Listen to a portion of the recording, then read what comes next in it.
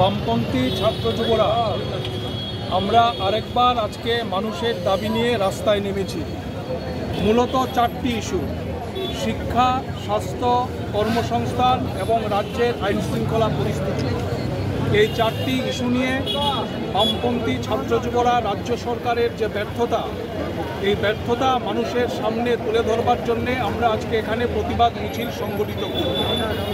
আপনারা সবাই জানেন যে আমাদের রাজ্যে তথাকথিত বিকাশের স্লোগান দেওয়া হয়েছে, কিন্তু বিজেপির রাজত্বে আমাদের এই রাজ্য ত্রিপুরা ন্যায়ের রাজত্বে পরিণত হয়েছে।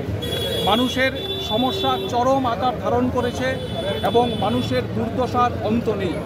বেকার ছেলেমেয়েদের কর্মসংস্থানের সংকট, হাসপাতালগুলোতে প্রয়োজনীয় ঔষধপত্র নেই, চিকিৎসকের সংকট, নার্সের সংকট, এমনকি আমাদের রাজ্যের শিক্ষা ব্যবস্থা এই বিজেপির রাজত্বে সম্পূর্ণভাবে ভেঙে পড়েছে।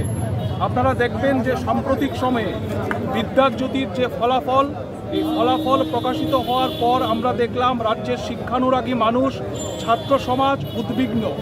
2021 সালে যে স্বপ্ন দেখানো হয়েছিল যে বিদ্যাজ্যোতির মধ্য দিয়ে রাজ্যের শিক্ষা ব্যবস্থার আমূল পরিবর্তন হবে, আজকে সম্পূর্ণ উল্টো কথা বলছে এই বিদ্যাজ্যোতির ফলাফল। এবং আমাদের রাজ্যের আইন শৃঙ্খলার পরিস্থিতি তলানিতে গিয়ে ঠেকেছে। রাজ্য জুড়ে চরম বিশৃঙ্খলা চলছে। আগরতলা শহরের উপকণ্ঠে শুট আউট হচ্ছে। রাতের আগরতলা ভয়ঙ্কর, চুরি, ডাকাতি, রাহাজানি সর্বত্র বিরাজ করছে। ফলে এইরকম একটা পরিস্থিতিতে রাজ্য সরকার চরমভাবে তার উদাসীনতার নজির তৈরি করছে।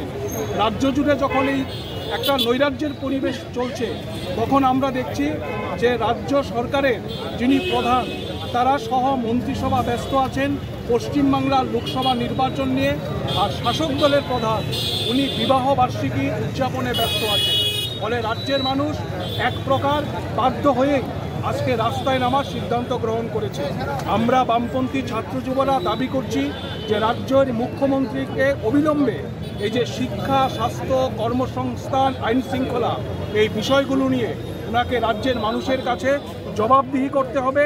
আমরা মানুষের স্বার্থে লড়াইয়ে আছি এবং সমস্ত রাজ্যবাসীর কাছে আমাদের আবেদন হচ্ছে, এই লড়াই শুধুমাত্র বিরোধীদের লড়াই না, রাজ্যটাকে বাঁচাতে হবে, আমাদের রাজ্যের ঐতিহ্য সংস্কৃতিকে রক্ষা করতে হবে। তার জন্যে সর্বস্তরের মানুষ ঐক্যবদ্ধভাবে রাস্তায় নেমে এই স্বৈরাচারী সরকারের বিরুদ্ধে আমরা প্রতিবাদে সোচ্চার হতে চাই।